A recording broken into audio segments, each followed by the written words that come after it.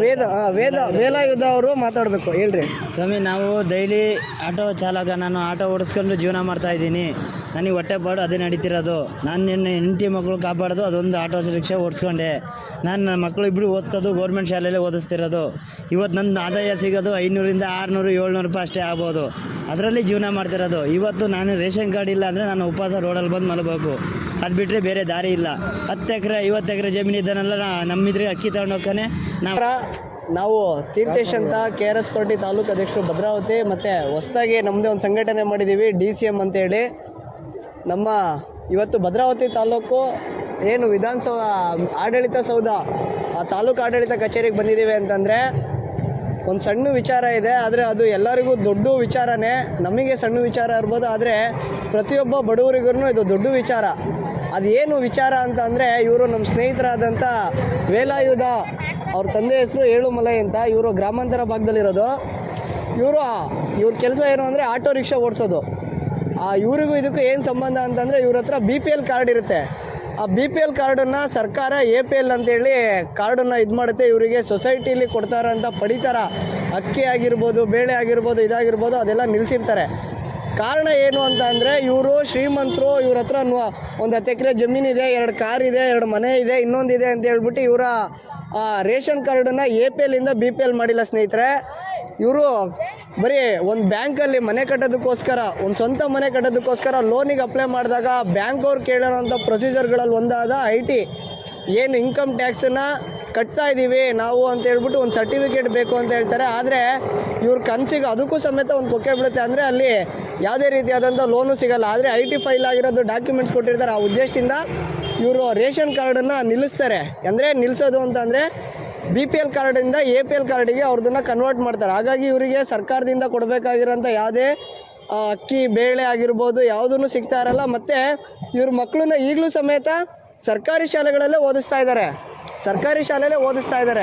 ಇವ್ರಿಗೆ ಯಾವುದೇ ರೀತಿಯಾದಂಥ ಬೇರೆ ಆದಾಯ ಮೂಲಗಳು ಬರ್ತಾ ಇಲ್ಲ. ಇವರು ಆಟೋ ರಿಕ್ಷಾದಲ್ಲಿ ದುಡಿಮೆ ಮಾಡಬೇಕು, ಅವ್ರ ಸಂಸಾರ ನಡಿಬೇಕು. ಆದರೆ ನಿಜವಾಗ್ಲೂ ಇಂಥ ಯಾರು ಬಡ ಆಟೋ ಡ್ರೈವರ್ ಇರ್ಬೋದು, ಗಾರೆ ಕೆಲಸ ಮಾಡೋರು ಇರ್ಬೋದು, ಇನ್ನೊಂದು ಯಾವುದೋ ಕೂಲಿ ಕೆಲಸ ಮಾಡೋರು ಇವತ್ತು ಅವರ ರೇಷನ್ ಕಾರ್ಡ್ಗಳನ್ನು ಕಳ್ಕೊಂಡಿದ್ದಾರೆ.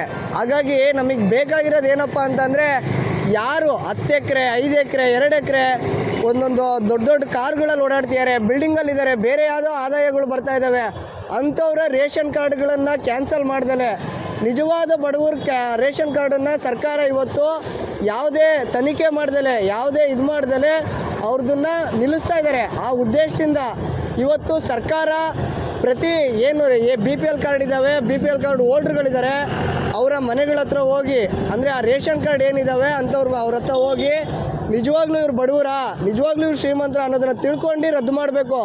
ರದ್ದು ಮಾಡಾದ್ಮೇಲೆ ಅದನ್ನು ಪಡ್ಕೊಳ್ಳೋದಕ್ಕೆ ನೂರಾರು ಕಾರಣಗಳು ಕೊಡ್ತಾರೆ ಸರ್ಕಾರ.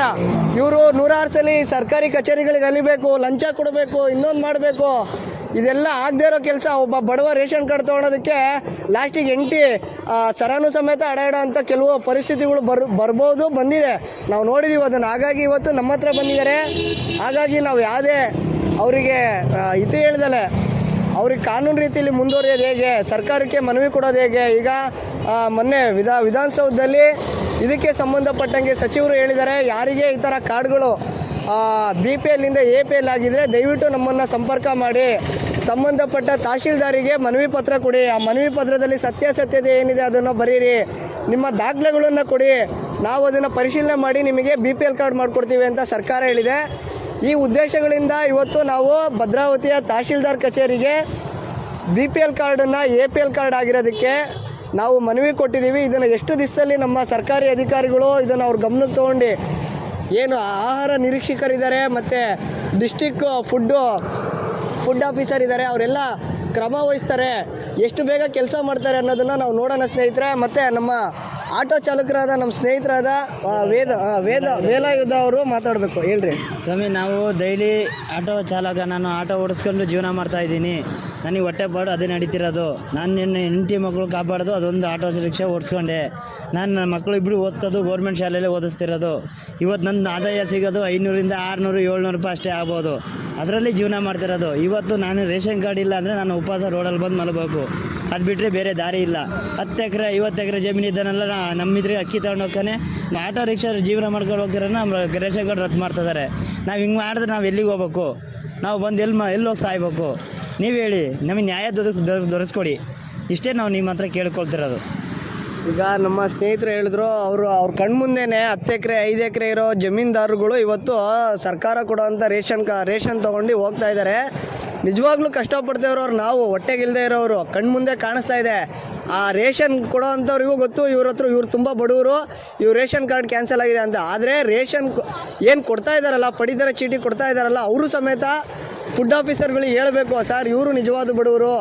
ಸರ್ ಸ್ಥಳೀಯವಾಗಿ ಯಾರು ಆಯ್ಕೆಯಾಗಿದ್ದೀರಾ ಜನಪ್ರತಿನಿಧಿಗಳಾದಂಥ ಏನು ಗ್ರಾಮ ಪಂಚಾಯಿತಿ ಮೆಂಬರಿಂದ ಹಿಡಿದು ಸಿಟಿಲಿರೋ ಅಂಥ ನಗರಸಭೆ ಮುನ್ಸಿಪಾಲ್ಟಿ ಏನು ಮೆಂಬರ್ಗಳಿದ್ದೀರಾ, ಕೌನ್ಸಿಲರ್ಗಳಿದ್ದೀರಾ, ನೀವೆಲ್ಲ ಅರ್ಥ ಮಾಡ್ಕೊಳ್ರಿ. ನಿಮ್ಮ ವ್ಯಾಪ್ತಿ ಒಳಗಡೆ ನಿಜವಾದ ಬಡವಂಗೆ ಯಾರಿಗಾರು ಅನ್ಯಾಯ ಆಗ್ತಾಯಿದ್ರೆ ನೀವು ತಕ್ಷಣ ಅಂಥವ್ರಿಗೆ ಹೋಗಿ, ಇಲ್ಲ ನಿಮಗೆ ಅನ್ಯಾಯ ಆಗಿದೆ, ನಿಮ್ಮ ರೇಷನ್ ಕಾರ್ಡ್ ಕ್ಯಾನ್ಸಲ್ ಆಗಿದ್ರೆ ಇಲ್ಲಿ ತಹಶೀಲ್ದಾರ್ ಹತ್ರ ಬನ್ನಿ, ಅದನ್ನು ಸರಿಪಡಿಸ್ಕೊಡ್ತೀವಿ ಅಂತ ಹೇಳ್ರಿ. ಇವತ್ತು ಎಷ್ಟೋ ಜನಗಳಿಗೆ ಈ ವಿಚಾರಗಳೇ ಗೊತ್ತಿಲ್ಲ. ಆ ವಿಚಾರಗಳು ಗೊತ್ತಿಲ್ಲದೆ ಇರೋದಕ್ಕೆ ಬೇರೆ ಬಂಡವಾಳಶಾಹಿಗಳು ಅದನ್ನು ಲಾಭವಾಗಿ ಬಳಸ್ಕೊಂಡು 10,000 ಕೊಡಿ 5,000 ಕೊಡಿ ರೇಷನ್ ಕಾರ್ಡ್ ಮಾಡಿಸ್ಕೊಡ್ತೀವಿ ಅಂತೇಳಿ ಎಷ್ಟೋ ಜನ ಮಧ್ಯವರ್ತಿಗಳು ಇವತ್ತು ಬಾಯಿ ಬಿಡ್ಕೊಂಡು ಕೂತಿದ್ದಾರೆ. ಇಂಥ ಅವಕಾಶಗಳನ್ನು ಬಳಸ್ಕೊಂಡು ಅಂಥದಕ್ಕೆ ಅವಕಾಶ ಕೊಡಬೇಡಿ. ಜನಪ್ರತಿನಿಧಿಗಳೇ, ನಿಮಗೊಂದು ಅವಕಾಶ ಇದೆ ಅಲ್ವಾ, ಅದನ್ನು ಬಳಸಿ ನಿಮಗೆ ಓಟ್ ಹಾಕಿದವರಿಗೆ, ಮತ ಚಲಾಯಿಸಿದವರಿಗೆ ಒಂದು ಒಳ್ಳೇದು ಮಾಡಿರಿ. ಇವಾಗಲಾದರೂ ಒಳ್ಳೇದು ಮಾಡಿರಿ. ನಿಜವಾಗ್ಲೂ ಕಣ್ಮುಂದೆ ಅನ್ಯಾಯ ಆಗ್ತಿದ್ದಾರೆ, ಇವಾಗಲಾದರೂ ಒಂದು ಒಳ್ಳೇದು ಮಾಡಿರಿ ಅಂತ ಈ ಸಂದರ್ಭದಲ್ಲಿ ಕೇಳ್ಕೊಂತ, ಯಾರಿಗೆ ಇದ್ರ ಬಗ್ಗೆ ಹೆಚ್ಚಿನ ಮಾಹಿತಿ ಬೇಕು ಅಂತಂದರೆ ಭದ್ರಾವತಿ ತಹಶೀಲ್ದಾರ್ ಕಚೇರಿಗೆ ಭೇಟಿ ಕೊಟ್ಟು ಅಲ್ಲಿರೋಂಥ ಏನು ಆಹಾರ ನಿರೀಕ್ಷಕರಿದ್ದಾರೆ ಅವರನ್ನ ಭೇಟಿಯಾಗಿ ದಯವಿಟ್ಟು ನಿಮಗೆ ಕ್ಯಾನ್ಸಲ್ ಆಗಿರೋಂಥ BPL ಕಾರ್ಡನ್ನು ಮತ್ತೆ APLಯಿಂದ BPLಗೆ ಅದನ್ನು ಪುನರಾವರ್ತನೆ ಮಾಡ್ಕೋಬೇಕು ಅಂತ ಕೇಳ್ಕೊತ, ಈ ಕಾರಣ ಏನು BPL ಕಾರ್ಡು ಅಂತಂದರೆ, ಇವತ್ತು ಸರ್ಕಾರಿ ಶಾಲೆಯಲ್ಲಿ ಓದ್ತಿರೋಂಥ ಮಕ್ಕಳು ಸಮೇತ ಮುಂದಿನ ದಿನಗಳಲ್ಲಿ ಹೈಯರ್ ಎಜುಕೇಷನ್ಗೆ, ಈಗ PUC ಆಗಿರ್ಬೋದು, ಡಿಗ್ರಿ ಆಗಿರ್ಬೋದು, ಬೇರೆ ಯಾವುದೋ ಒಂದು ಡಾಕ್ಟ್ರು, ಇಂಜಿನಿಯರು, ಇನ್ನೊಂದೇನೋ ಮಾಡಬೇಕು ಅಂತ ಇವತ್ತು ಬಡ ತಂದೆ ತಾಯಿಗಳಿಗೆ ಕನಸಿರುತ್ತೆ.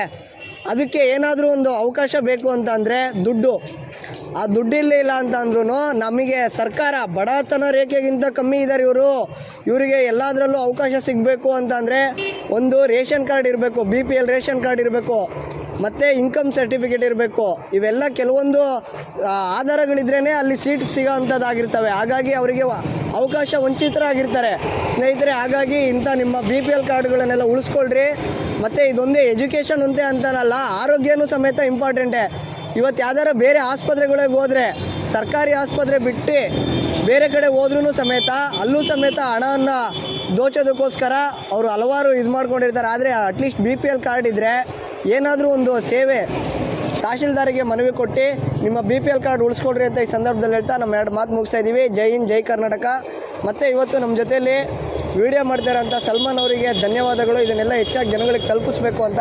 ಮತ್ತು ಅದೇ ರೀತಿಯಾಗಿ ದಾಸರಕಳ್ಳಳ್ಳಿಯ DSS ನಾಗರಾಜ್ ಅವರು ಇದ್ದಾರೆ, ಅವರಿಗೂ ಸಮೇತ ಈ ಸಂದರ್ಭದಲ್ಲಿ ಧನ್ಯವಾದಗಳು ತಿಳಿಸ್ತಾ. ಸರ್, ನಿಮ್ಮ ಹೆಸರು? ಸಲ್ಮಾನ್ ಸಿಗೆ ಬಗೆಯ ಸಲ್ಮಾನ್ ಅವರು ನಮ್ಮ ಸ್ನೇಹಿತರು. ಅವರು ಸಮೇತ ಇವತ್ತು ಇಂಥ ವಿಚಾರಗಳಿಗೆ ಕೈ ಜೋಡಿಸಿದ್ದಾರೆ. ಅವರಿಗೂ ಸಮೇತ